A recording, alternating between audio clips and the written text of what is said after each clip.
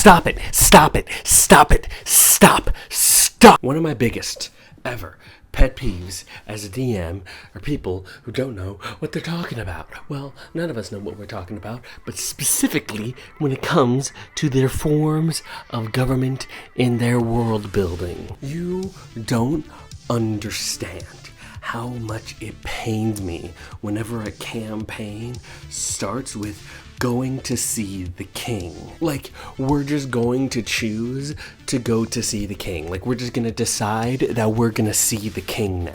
Or like, the king has requested a group of adventurers to take care of a local bandit problem. A local bandit problem? The king wants to deal with local bandits? If your world is like a weird, wacky fantasy land, I totally get it. You can have whatever form of government you want. You could have everything decided by a turtle, and if the turtle comes out of its shell, then they go to war. It's your game. Ultimately, it's your world, and it's Dungeons and Dragons. I'm not gonna actually you.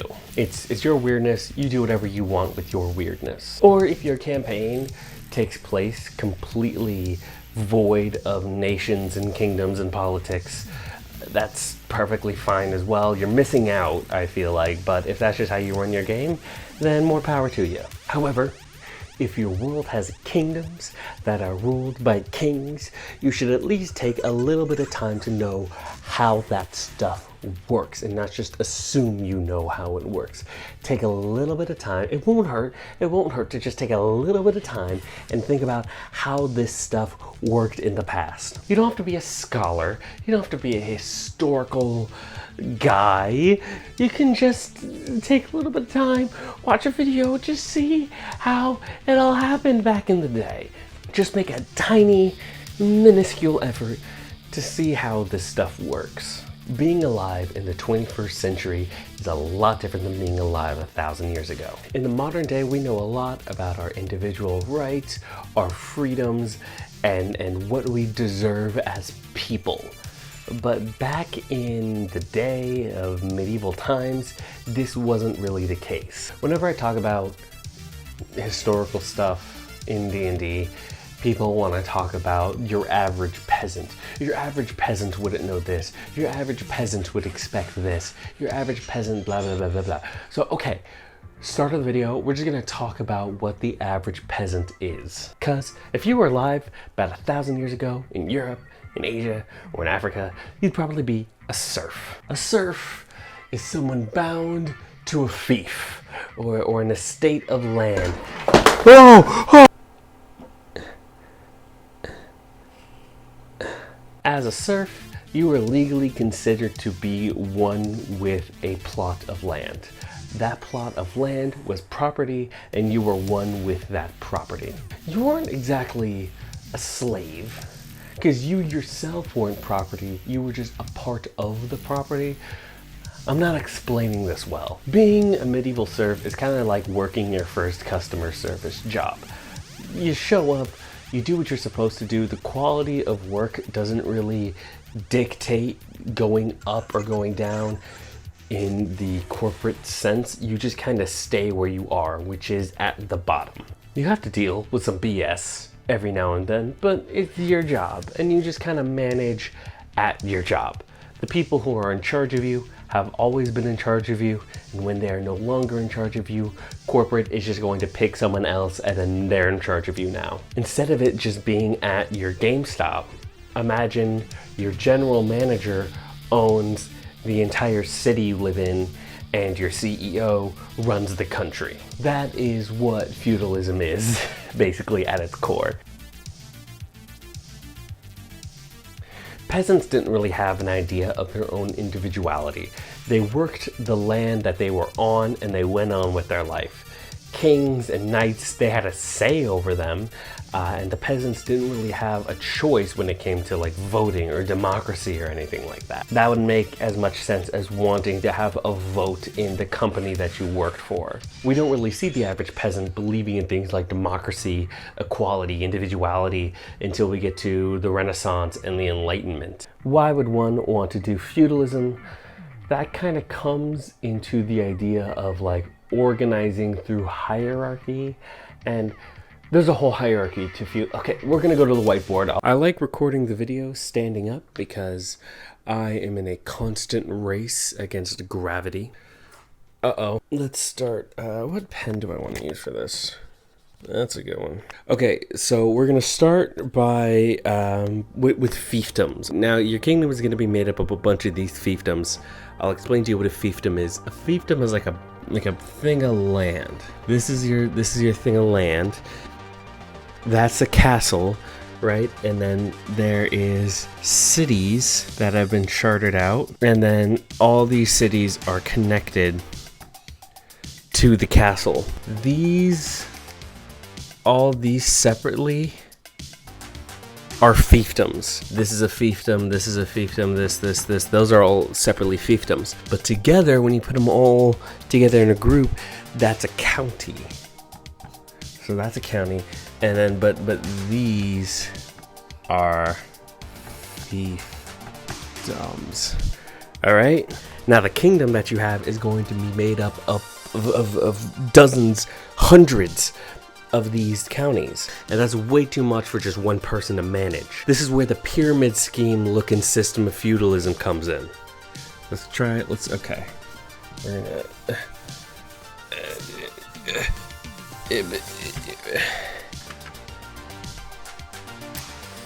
all right, so at the bottom we got ourselves a little castle. Is run by a baron, right? The baron runs the fiefdom, and then there are the towns. There are the towns surrounding it, and all of that is run by the count. So you have the barons who look after the individual fiefdoms, and then the count looks after the whole county. Once you get multiple counts together, then they all come together underneath the duke. So you get a bunch of counts, and they all come together, and they all pledge their fealty to a duke. And we'll talk about fealty later in a sec. But basically, all you need to know is these counts, all of these counts, give their loyalty to the duke. So all of these counties create a duchy, and then you get a bunch of dukes, and then they all come together and serve their loyalty to the king, and all of the duchies create the kingdom. Now the dukes and the king, they can all still hold baronies or counties, like they can still have their personal domains and everything like that, but what separates them from a baron is that the dukes are going to have counts pledging loyalty to them. The counts have counties and barons that pledge loyalty to them, and the king has all of this underneath them. So the problem of having dozens and hundreds of fiefdoms is now gone, because now they're individually being run by their vassals. All the king has to worry about now is just having a few dukes. All the dukes have to worry about is running a few counts. And all the counts have to worry about is their handful of land grants that they have that they need to manage. And then this is also how we see wealth starting to build up, right? The barons collect taxes on the people living in the fiefdoms, right? And then the counts collect taxes on the barons, and then the dukes collect taxes on the counts, and then the kings collect taxes on the dukes. So we got this money starting with the peasants below accumulate to the very top at the hierarchy. It was just recently my birthday, which means I got a whole bunch of new minis, unpainted minis, which means I'm gonna have to paint them. So we're gonna go a little bit more ASMR here on the channel. So while I'm filming the video, I'm gonna be painting these guys. We're gonna go full Bob Ross in this. All this talk of kingdoms may have you wondering, where do kingdoms even come from? Like what is the origin story of kings and kingdoms? Kingdoms can come about mainly in two ways. The first way is that someone leads an army and unifies a region of land. Unifies is like a handful of duchies, and that creates a kingdom. Or What could have happened was there was an empire, and all an empire is a unification of kingdoms. There was an empire, and the king decided to split away from this empire. They gained their own independence.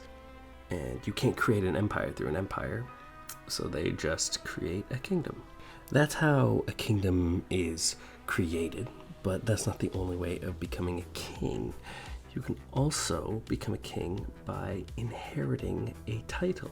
When a king dies, they need to give away that title of king. Once there's a dead king, you need a new king.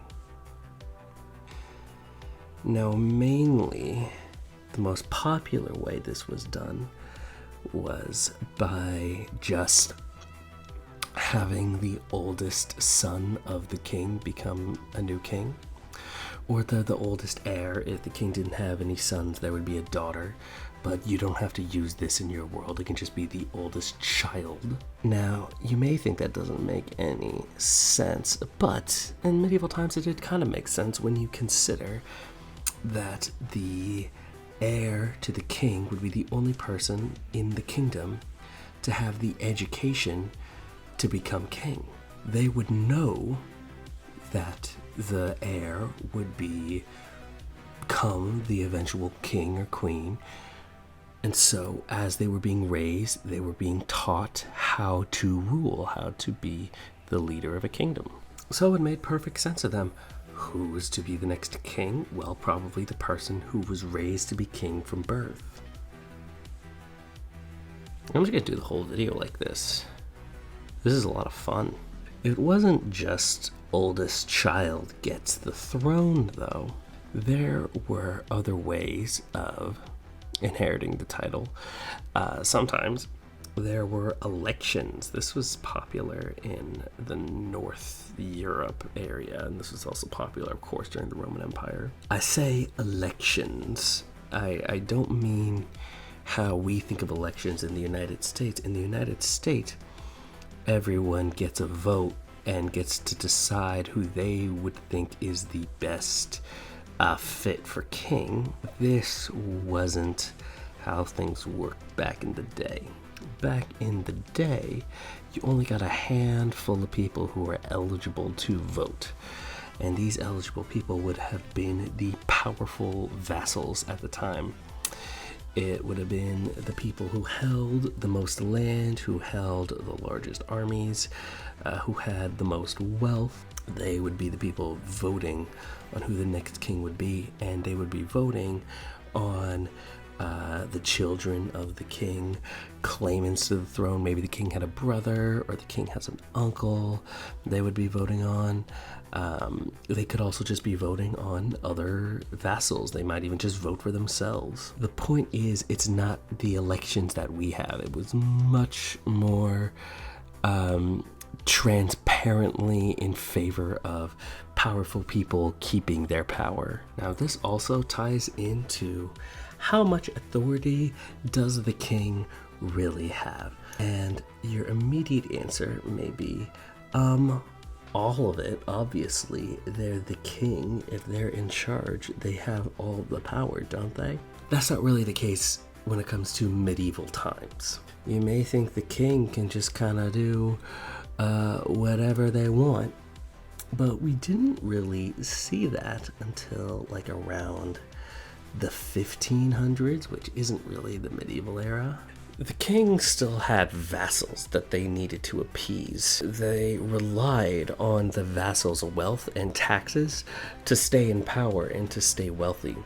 If they did something that the vassals didn't like them doing, then the vassals could just take away their loyalty. If the king did something that the vassals didn't like, then that could risk a civil war uprising happening. So your king would tend to act in a way that, yes, it is suiting to their whims, but also in a way that appeases their vassals. Now, we know what kingdoms are and how they're ruled, but how are they put together? A kingdom is put together through either diplomacy or conquest. If I am a count or duke and I want some kind of protection, one of the most obvious answers to me would be swearing fealty to a king. Now, swearing fealty is the process of a duke or a count going to a king and pledging their loyalty. They take oaths, a contract is written up, and what the contract is the vassal saying, I'm going to be willing to pay you a certain amount of gold through taxes, while you are going to protect me from getting conquered, getting invaded, getting raided, stuff like that. It's kind of like an alliance, but you are acknowledging that the person who you are aligning yourself with is definitely in charge. It was also very common to skip over like the idea of taxes and contracts and just have the vassal just pay tribute to the king with, gold, wealth of some kind. And the king would continue to protect them and consider them within their domain. Another common way for a kingdom to grow or expand would be through war. War back in the old days, it was a lot different than how we see war now.